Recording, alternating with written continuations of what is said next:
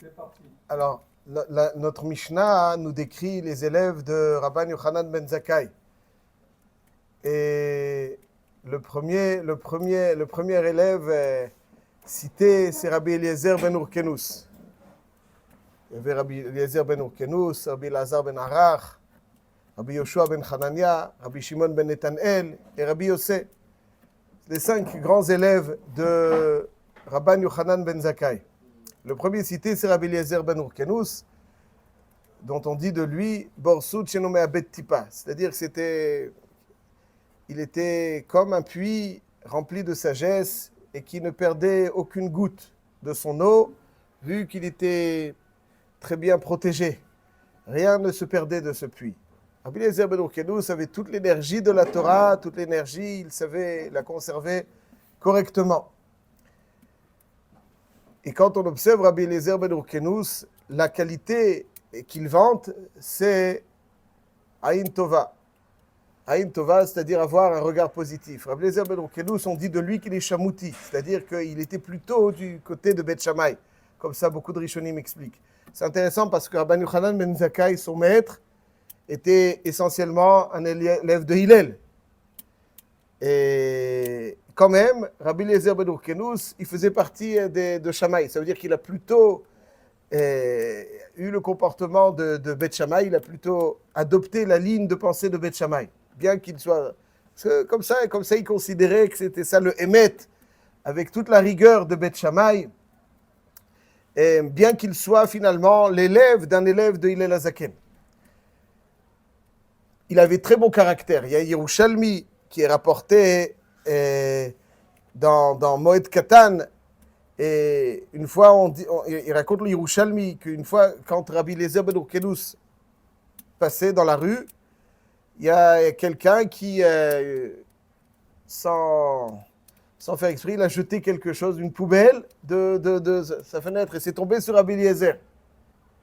Et Rabbi Eliezer, donc la réaction, elle est impressionnante. Il dit à ses accompagnateurs, aujourd'hui, qu'à dirait, mes amis vont être très proches de moi. Parce qu'il y a marqué dans le Teilim, donc on dit dans le Hallel, mais Hashpot, Yarim Evion. C'est-à-dire quand quelqu'un, donc il y a du Hashpa qui tombe sur lui, on le soulève. Donc qu'à dirait, ils vont être très proches de moi. Donc il avait un très bon caractère, Rabbi Eliezer ben Urkenus, même si finalement il était exigeant, comme sans concession quand il pensait que c'était l'émet, c'était pour lui, il allait jusqu'au bout de son émet, qu'il considérait en tant que fidèle à la pensée de Beth Shammai. Et donc, on connaît donc ce qui va se passer ensuite. Mais c'était l'élève d'un élève de Hillel Hazaken qui avait les lignes de pensée de Beth Shammai. Bon caractère, c'était celui qui allait, la Gemara dans Brachot, elle nous dit quand une fois, il n'y avait pas Minyan, il y avait son Eved. Il a été Meshacher et Avdo pour avoir Minyan. Ouais, tu veux dire, Rabbi Eliezer ben Urkenus, il avait donc beaucoup de Yirat Shamayim, sans une grande exigence, mais un bon caractère. Ça, c'est ce qu'on voit de Rabbi Eliezer ben Urkenus.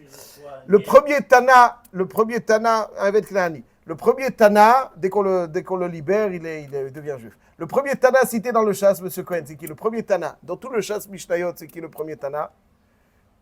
Rabbi Eliezer. Mais matai korin et sheba ba'aravin, misha shakohanim nechnasin lechol bitrubatan. Et jusqu'à quand?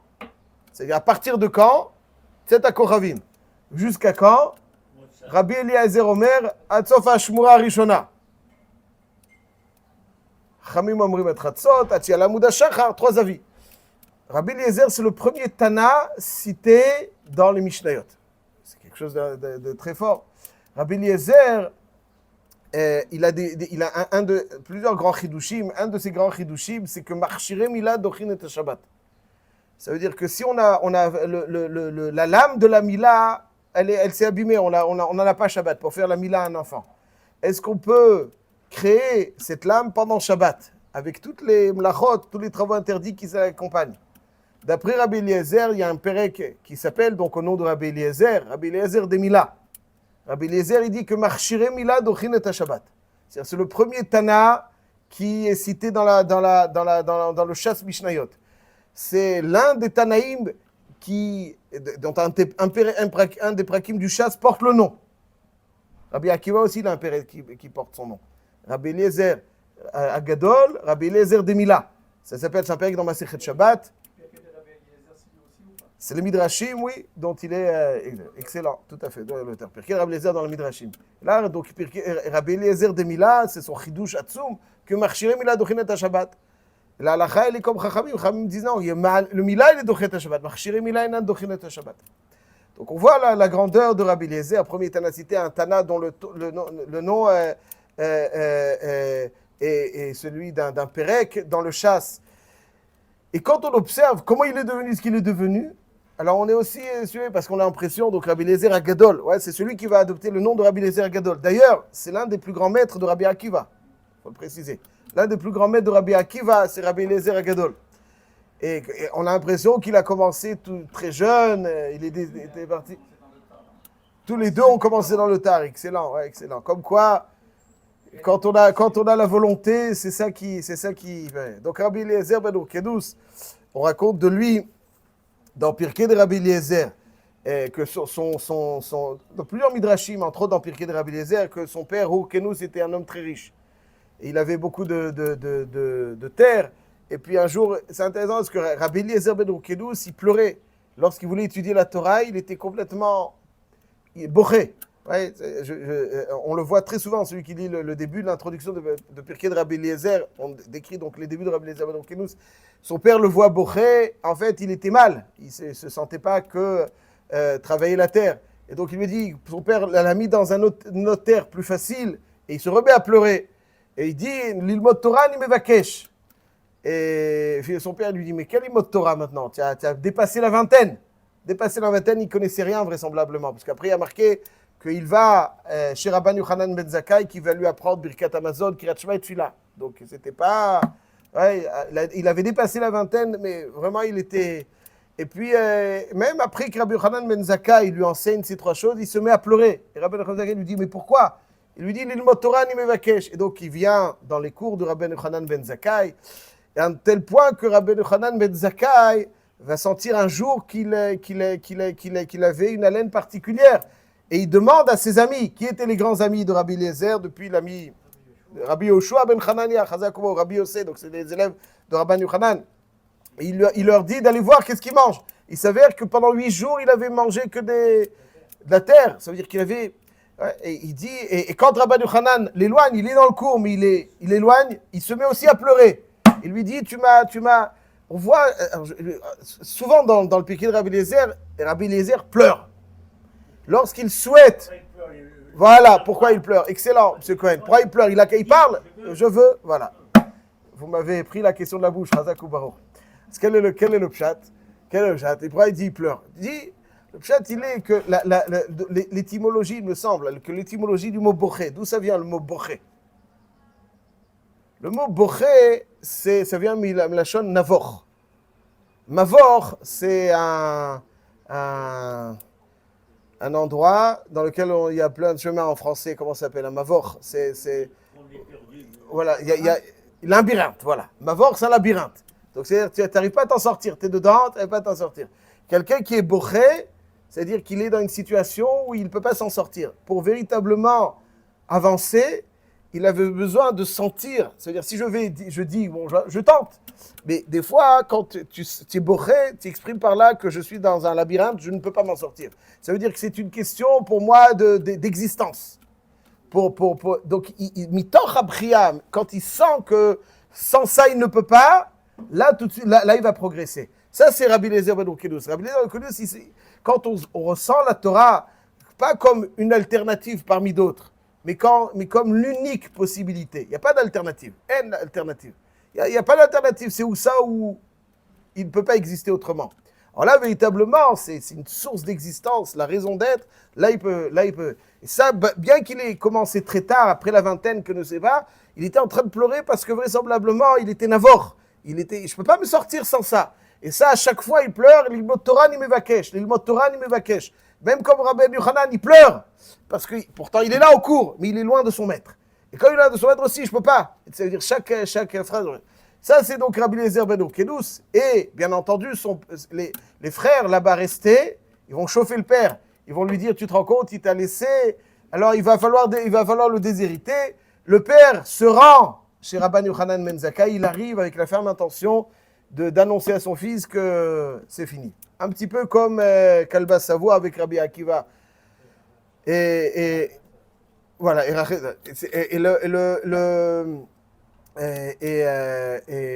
Rabban Yochanan qui anticipe et qui dit à Rabbi Eliezer ben Urkelus, il lui dit fais un shiur. Quand le père arrive, fais un shiur. Et le texte nous dit que le visage de Rabbi Eliezer ben Urkelus était rayonnant. Kipnei Chama, pendant ce shiur. Et il a dit des choses sublimes. Rabban Yochanan ben Zakkai Amad venashko al rosho. Il lui a embrassé la tête. Quelle chance. Il dit Ashrechem Avram Yitzchak ve Yaakov shiyatzazeh mechalatzeichem. Heureux vous êtes Avram Yitzchak Yaakov shiyatzazeh mechalatzeichem. Le père, il est émerveillé et il dit effectivement, il dit voilà, je suis venu pour le déshériter, mais je lui rajoute une part par rapport à ses frères. Donc Rabbi Eliezer ben Urkelus, il va grandir, donc il est parti, il connaissait rien, à plus de 20 ans, il y en a peut-être même qui disent 28 ans, il va par sa soif, quand il sent que la Torah n'est pas une option, mais c'est l'unique possibilité, il avance pour devenir l'un des plus brillants élèves de Rabban Yochanan ben Zakkai, pour certains le plus brillant élève de Rabbi Yochanan ben Zakkai. Et il est tellement brillant, il va épouser la fille de qui? Qui est-ce qui va lui donner sa fille? Magnifique. Rabban Shimon Gamliel. Il est Zaken. Rabban Shimon. Rabban Gamliel. Rabban Shimon ben Gamliel. Il épouse la fille. Il est la sœur de Rabban Gamliel de Yavne. N'est-ce pas? Il est la sœur de Rabban Gamliel de Yavne. Contrairement à Rabban Gamliel Zaken. Donc il épouse sa fille. C'est dire à quel point. Et c'est un peu plus tard, Rabbi Yehuda Hanassi. Un peu plus tard. Il y a Rabban Shimon ben Gamliel, Rabban Gamliel de Yavne, Rabban Shimon ben Gamliel et Rabbi Yehuda Hanassi qui lui aussi va avoir Rabban Gamliel. Donc c'est le beau-frère de Rabban Gamliel de Yavne et le fils donc de Rabban, il a épousé la fille de Rabban Shimon ben Gamliel. Rabban Shimon ben Gamliel. Et donc il va être très très défendre ses idées avec beaucoup de courage. Et jusqu'au moment où on connaît donc l'histoire du Tanour Shel Achnai. Tanour Shel Achnai, malheureusement.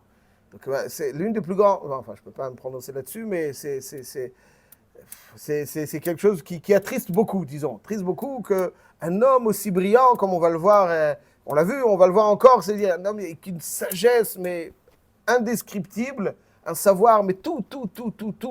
Comme Rabban Yochanan ben Zakkai, à l'image de son maître, il avait quelque chose, il connaissait tout.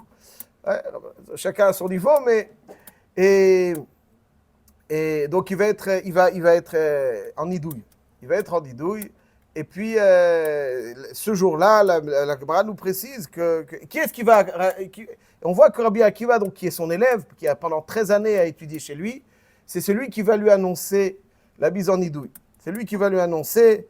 Il dit Amar Lahem Rabbi Akiva ani elech shema yelech adam sheno agun veyodio v'nimtza marchiv et kol haolam kulo. C'est-à-dire que c'est une catastrophe. Donc Rabbi Akiva, c'est celui qui va chez Rabbi Eliezer, et on va le voir toujours dans les conditions difficiles. C'est Rabbi Akiva qui sort chez Rabbi Eliezer. Donc il lui annonce sans lui préciser, il prend un certain éloignement et puis voilà, il va comprendre. Voilà, il va comprendre. Et puis, donc, au moment où il comprend, il a des larmes qui coulent. Et puis, on nous dit que le Yeshlish Bezetif, donc il y a moins de bracha dans le monde à ce moment-là. Et même Rabban Gamliel, donc Rabban Gamliel, qui était son beau-frère, Rabban Gamliel de Yavne, donc qui était Nassi,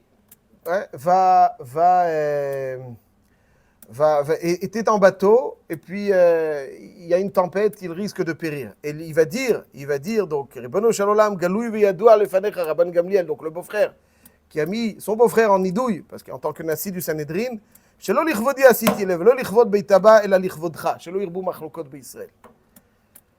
Nachaya mizarfo. Et puis, Ima Shalom, donc c'était la fille de Rabban Shimon Gamliel, sœur de Rabban Gamliel, ne le laissait pas faire Nefilat HaPaïm parce qu'il savait que par sa tristesse, il fait Nefilat HaPaïm.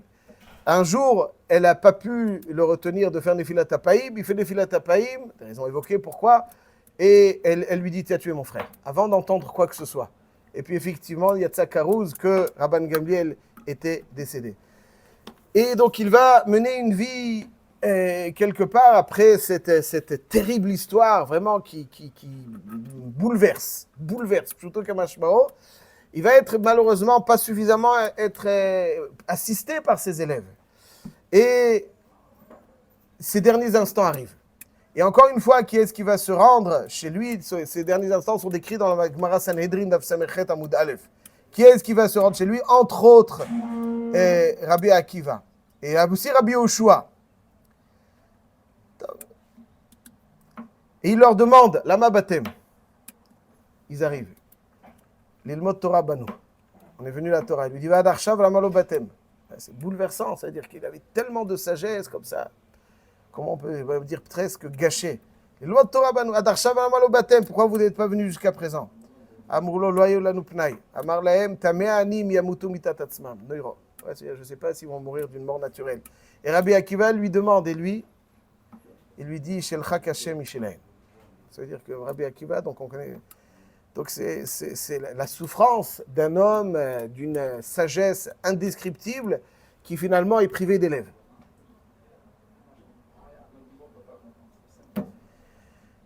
Et il dit, et il se plaint de ça dans ses derniers instants, de ne pas avoir été en mesure, de ne pas avoir eu la possibilité plutôt de partager ce savoir.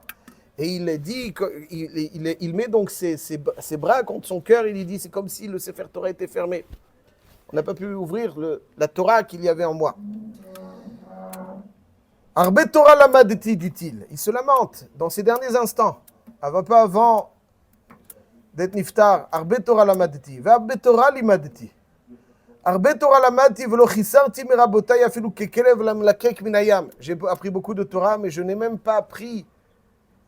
J'ai pris l'équivalent quand il boit, il lappe. Ces maîtres, ils considèrent qu'ils avaient beaucoup.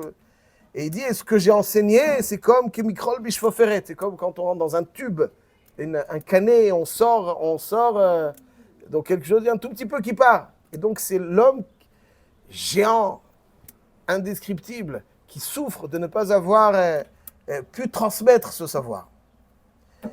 Et la Gemara décrit tout le savoir qu'il avait.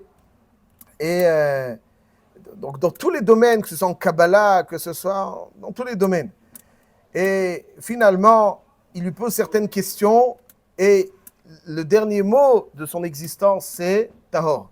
Yatz'an ishmato betahara. Amad Rabbi Yoshua al-Raglav. V'amar utar neder. Donc le même Rabbi Yoshua qui était donc finalement celui, lo b'shamayim. Là, il va dire utar neder. Utar neder. Il enlève le nidouille. Et Motzaï Shabbat, pagabo Rabbi Akiva. Rabbi Akiva, donc il est niftar, Erev Shabbat. C'est marqué, donc pendant Shabbat, la Motzaï Shabbat, c'était la Levaya. Et Rabbi Akiva, quelque chose d'unique, décrit dans le Chasse, il saignait tellement il se frappait de la souffrance de ne pas avoir pu suffisamment profiter de son maître. Il dit, Ayamake bibsaro achidamo shotet la aretz. Avi, avi, rechev Israël ou parashav. Arbe maot yeshli, ved li shulchani la arzotan. Ça veut dire que j'ai beaucoup de pièces qui ont besoin, donc des doutes quelque part, et qui ont besoin d'être certifiées. Je ne suis pas dans le sûr, j'ai besoin de toi. Mais malheureusement, le maître était déjà parti. Voilà donc la vie de Rabbi Eliezer ben Urkelouz qui, néanmoins, aura laissé un impact énorme à travers tous les enseignements qu'on a dans le Chasse. Voilà. Et puis, l'autre enseignement, c'est à quel point, des fois, il faut savoir profiter des moments de Torah pour essayer de s'en imprégner un maximum.